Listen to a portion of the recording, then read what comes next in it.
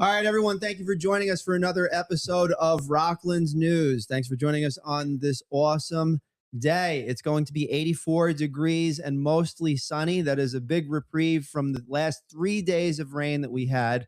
And that will be the case for the entire day. It's going to finish up at about 76 degrees tonight at 9 p.m. and when the sun is completely down. Saturday and Sunday, it's going to be a little cloudier, high of 85 and 84 degrees. And then Monday, Tuesday, Wednesday next week is going to be rainy, 85% chance of rain and likeliness of heavy cloud coverage.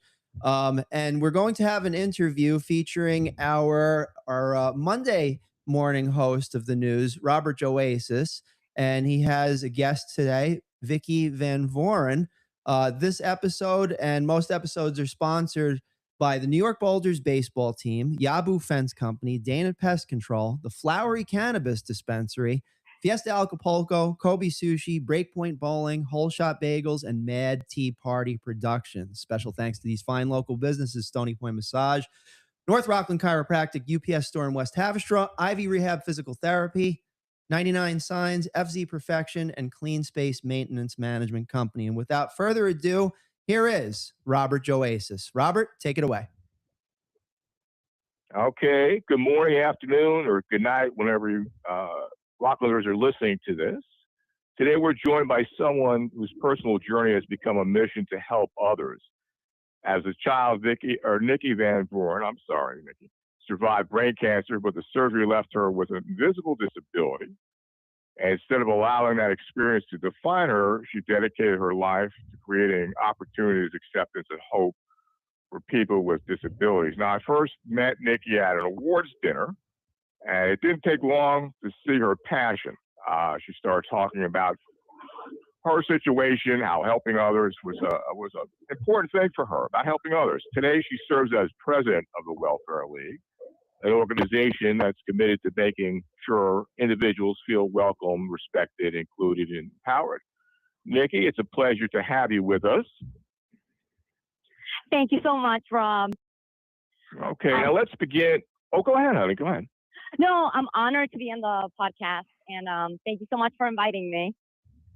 My pleasure. And let's begin with your story. When you were just 9 years old, you were diagnosed with brain cancer. Now, can you take us back to that time and tell us how that experience shaped you into the person you've become? Absolutely. So when I was 9 years old, I had just come to this country. I was born in Chile, and I was extremely intelligent when I was little. I was in all accelerated classes, and my dream was always to become a doctor. I always wanted to help people because I felt that helping people just made me happy. And no matter what I had, I always, even being young, would give it away. And when I was 9, one day we went to a playground and I started having an asthma attack. So my mom just said to me, let's go to the doctor. So we went to the doctor at the pediatrician, and that's when I ended up having a seizure, and they ended up taking me by ambulance to Arden Hill Hospital. It was a little hospital back in the day. And that's when they told me that they found a mass in my brain and that they needed to send me to Westchester Medical Center. So they sent me to Westchester Medical Center, and the doctor, after reviewing the MRIs and everything, they said, you have a massive mass in your brain and it's cancer, but the rates of me surviving were like 1%. So I remember hearing that as a child, and I was traumatized because I didn't know what to think. I thought that I was going to die, and I was really scared. But I remember the last thing going into the surgery room, I was holding my teddy bear, and I said to my mom, don't worry. I'm strong, and I'm going to make it through. And as I could see tears going down my mom's eyes, all I can remember was falling asleep. Next thing I know, I woke up, and in the ICU, I was intubated. I was there for over a month. And finally, the day that I woke up, I remember walking to the bathroom and seeing myself in the mirror. And I looked at myself and I said, oh my God, I'm not the same person anymore. And I felt it. And it was the weirdest feeling because I felt so different. I felt that I couldn't understand anything. I felt that I processed things so slow. And it was so hard for me to even understand what day it was, what time it was. Everything just blurred into like the same day. So after that, I was still in the hospital for another month, and I went home and I started a new life. It felt like everything was just different. I started going back to school. At that point, I had no hair. I was bald. I had gained weight, and everyone started making fun of me. No matter where I was, everyone was really mean to me. They started making fun of me. And I said, you know what? I was isolated. I went to the principal's office to eat lunch. Nobody wanted to be my friend. And it hurt. It hurt because I felt like I didn't have a place and I didn't belong anywhere. And as I grew up, my dream was still to become a doctor, but I struggled so much with my time frames, not knowing the days, not knowing what time it was. And I realized that that was an impossible goal to me, which that literally crushed me because that's all I ever wanted to do. So as I got older, I said, you know what? I'm like, I saw how disabled people like me were treated. They were so overlooked when they're the most amazing human beings. They're the most amazing individuals I've ever met. I started with the Special Olympics and I found so many people that treated me amazing. And it wasn't just about friendship, it was about a family. I felt like they were my family. I met people like me, and I felt like I finally found a place that I belong. And then I started with trying my mission. I was like, you know what? I want to help them. And I started became part of this organization, which we pretty much just opened up now because now we just became individualized. And now being the president, I want to invite everyone in the community. I don't care who they are. I don't care what disability they have, whether it's invisible, whether it's a brain injury, whether they're in a wheelchair, whether they're autistic, whether they struggle in any form of way. I want them to know and feel that I'm here for them. That now Nikki, I guess you realize that your greatest challenge could become your greatest purpose. It sounds like, right? Like you're on a mission. Yeah, that's my biggest mission. I feel like, I suffered so much, and it became now my passion and my mission to help others and to make them feel like they're never alone, like I felt. That there's always going to be someone there that's going to get their back. If they need me, I'm going to be there for them. If they need anything, I will be there for them. I want them to feel like that. And I want my entire community to know that even the Welfare League, it's a place that they can come and it's their home. We're a family, not just a community. And we stick together, we thrive together. And that's my biggest mission, to help people, because I don't want to see anybody sad or struggling. Now you said that Special Olympics. I met you at Special Olympics Awards dinner, I think it was in West Hampshire. Now you would send me a letter that Special Olympics changed your life. Now you found more, obviously, than athletic competition. I guess you found confidence and friendships and a sense of belonging, right? So tell us that first experience when you were there. Like, how did the experience influence you? How did it become passionate, helping, encouraging other people? Just tell us briefly about your experience with Special Olympics and making you feel more belonging and part of a team and family, etc. Well, when I joined the Special Olympics, I'm still going to remember the day that I walked in. The first sport that I ever joined was basketball. And I'm extremely athletic, but for some reason, I'm terrible at basketball. So I remember walking in, I'm horrible. And I tell everybody, I'm like, do not put me to throw a hoop because I'm horrible at it. So I remember walking in those doors and I was like, hi. And everyone came to me the moment I walked through those doors and made me feel so welcomed. My entire team made me feel like they were my family, like they knew me forever. They came, they gave me hugs, they told me, hi, Nikki. And they were so amazing to me. And I'm always been very athletic. That thing with, it's been mostly my disability is very cognitive. Like I said, it's mostly when it comes to time frames, remembering days, people. But I was always very athletic. So they saw me as their leader because I was a big asset to their team. And then we played soccer, and I'm very good at soccer.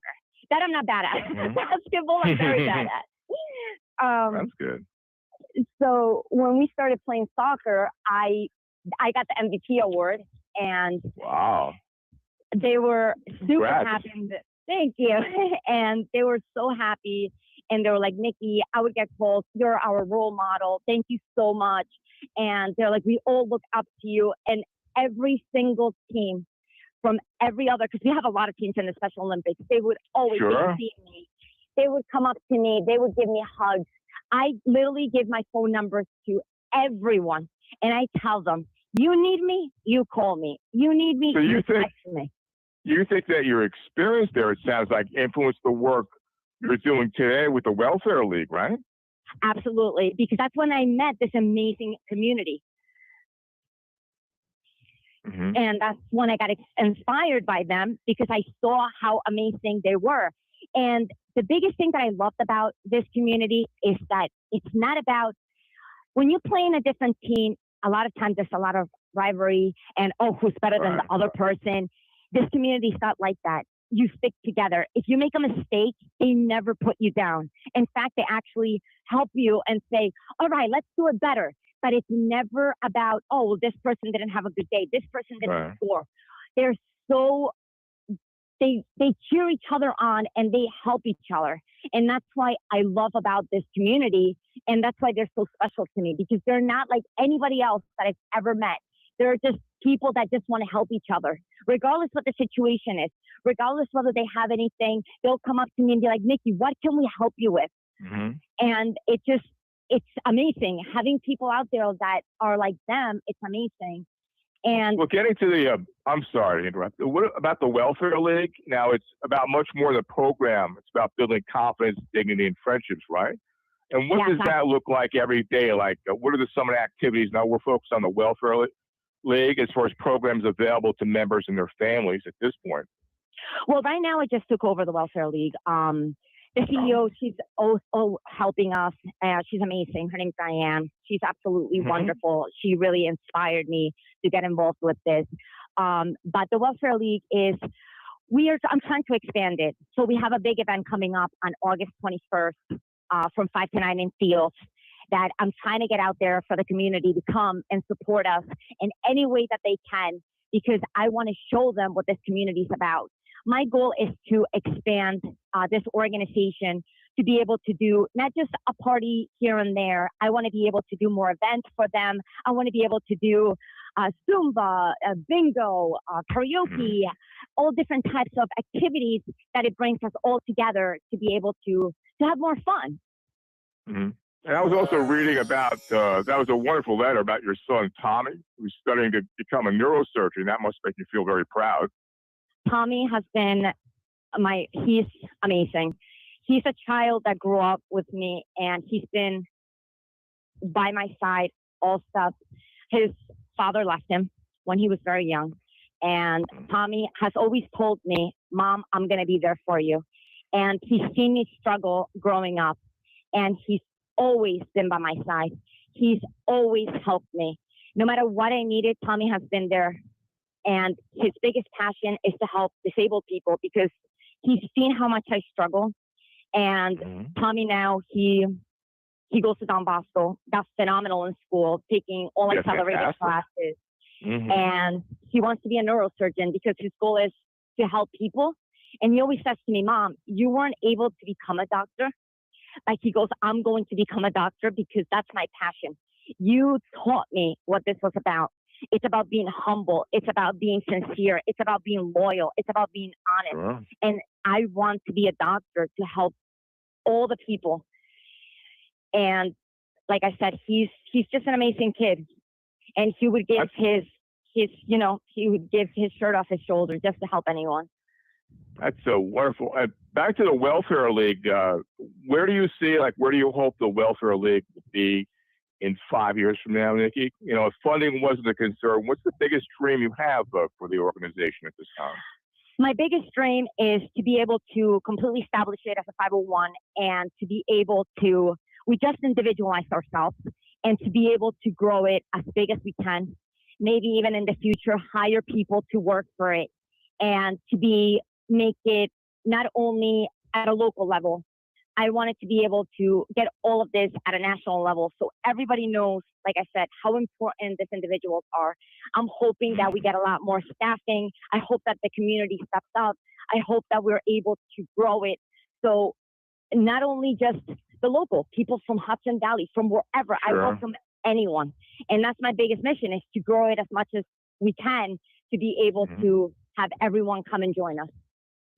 Oh, that's fantastic. Now I know there's the summer night dance is coming. You and I have spoken to that personally about that. So let's talk about that. What can people expect when they attend? Like, how does the fundraiser help support the important work at the Welfare League throughout the year? Well, right now we haven't had we are just asking for donations from the community. Like I said, anything would help us with that night for the party to make it very special for them. And everyone is welcome. I want to meet as many people as I can just to show their support.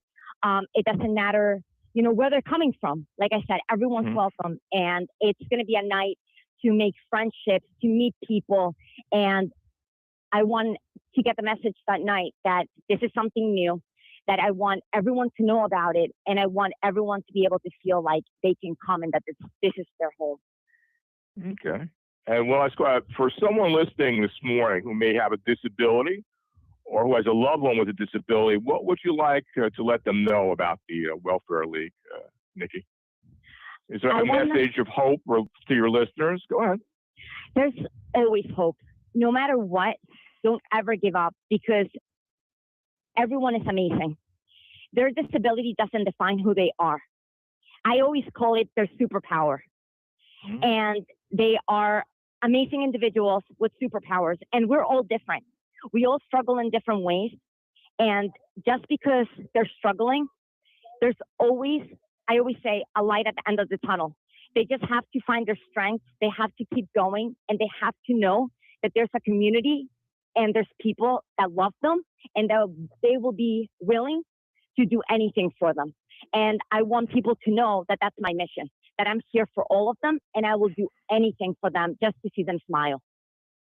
Okay. Well, Nikki, thank you for sharing your remarkable story, from surviving brain cancer as a child to discovering confidence and friendships and acceptance through Special Olympics to now leading the Welfare League. Now, you've shown that life's greatest challenges can become an opportunity to inspire others. I remember I first met you at an awards dinner, and I saw this beautiful woman, and she was like glowing. She was glowing. I mean, as soon as she walks into a room, everybody looks at her, and not just because physically, because she just has this glow about her of inspiration. Now, it's been inspiring to watch your dedication in making a difference in lives of others. So you know how passionate I am with developmentally disabled, how personal it is for me with donations and talking with your friends and things like that. Now, your work reminds me that everyone deserves the opportunity to feel welcome and respected, as well as included. Now, we wish you and your son Tommy and everyone at the Welfare League continued success. Now, we want to make sure people are aware of this. Now, the Welfare League Summer Night Dance will be held Friday, August 21st from 5 to 9, and that's at the Building 5 of 5 Welper Road in Hills? Yes, that's correct. Okay, now it's an evening of music, dancing, fun, friendship, community, and while supporting an organization that changes lives in Rockland County. Now, Nick, let me be sure I got this right. Now, for more information on RSVP, contact Nikki Van Born at 845-554-2779. Yes, that's my phone number, and anybody can contact me if they have questions, if they need support, if they feel lonely, if they just want to talk and laugh. My number is welcome to everyone. Everyone's welcome to call me. They can text me, and I will be more than happy to talk to them. Because like I said, for me, when I see somebody smiling and when I see somebody happy, that's what I'm all about. And do you have a site people can go on, Nikki, like a Welfare League site or any kind of social media that people can go to? Yeah, well, I've been working on it with Facebook. You do have a Welfare League Summer Night you have a welfareleague.net, right? Somebody can go on there. Yeah. So right now I have a Facebook, which is called the Welfare League Empowering Disability Community, and they can follow me. Like I said, I just took over not that long ago, so I've been trying to grow this as much as I can. And that's why, like I said, it's so important for everyone to show up if they can, just to support us. Because the more support we have from the community, the better it's going to be. And I'll get to meet a lot of wonderful people. And I think it would also be great for our listeners, anybody that is in a retail, grocery store, deli or something like that. If they're listening, I think you'd be interested in either donations or some kind of help with that. But also, it's very important to have exposure with special leagues like this and leaders like Nikki. One more time, the Welfare League Summer Night Dance will be held Friday, August 21st, between 5 and 9 at Building 5, 5 Wilbur Road in Hills. And the RSVP to Nikki Van Voren is 845-554-2779. Nikki, thank you again for being with us today, and thank you for listening. Remember, Rocklanders, your news is our news. Have a wonderful day. Thank you very much, Nikki. Thank you so much, Tom and Rob. Thank you for your opportunity to give me. And I hope you guys have a great day. You too. Our pleasure. Thank you. All right, so that was the interview with Robert Joasis as host with Nikki Van Voren, and that was a compelling story. I did not know any of that, and just listening in the background, we really appreciate Nikki being on, and you'll be able to read this story later on Rockland News. For the rest of the day, I just hope that everybody has an enjoyable weekend, and it's going to be really nice weather, and hopefully we can get some downtime. So this episode of Rockland's News is sponsored by the following. We, of course, have the New York Boulders baseball team. Tickets still on sale for their 15th annual season. They have synthetic turf now. There's going to be a lot more events over there. Plus, you got Yabu Fence Company, Dana Pest Control, and our newest sponsor, the Flowery Cannabis Dispensary. Plus, if you mention Rockland News, get these deals. Fiesta Acapulco, free coquito when you mention Rockland's News with your dinner. Kobe Sushi, Jazz Music Lounge, music Wednesdays, Fridays, and Saturdays. 15% off your entire sushi order if you mention Rockland's News. Minimum $75 order, but that's at least $10.25. You can't beat that. What a deal. Breakpoint Bowling, coupon free $10 arcade card for people that show up their first time. They want to explore the space. You get a free $10 arcade card. Whole Shop Bagels in Haverstraw, New York. Free bagel for first-time customers. And Mad Tea Party Productions. Mention Rockland's News and get 10% off your photo booth rental. I have to tell you, we did that for my wife's 50th birthday, and it was a fantastic time with Mad Tea Party Productions. So we very much appreciate them, and it's a great deal. Special thanks to these fine local businesses: Stony Point Massage, North Rockland Chiropractic, UPS Store in West Haverstraw, Ivy Rehab Physical Therapy, 99 Signs, FZ Perfection, and Clean Space Maintenance Management Company. On behalf of the entire team at Rockland News, thank you for joining us today, and we'll catch you next time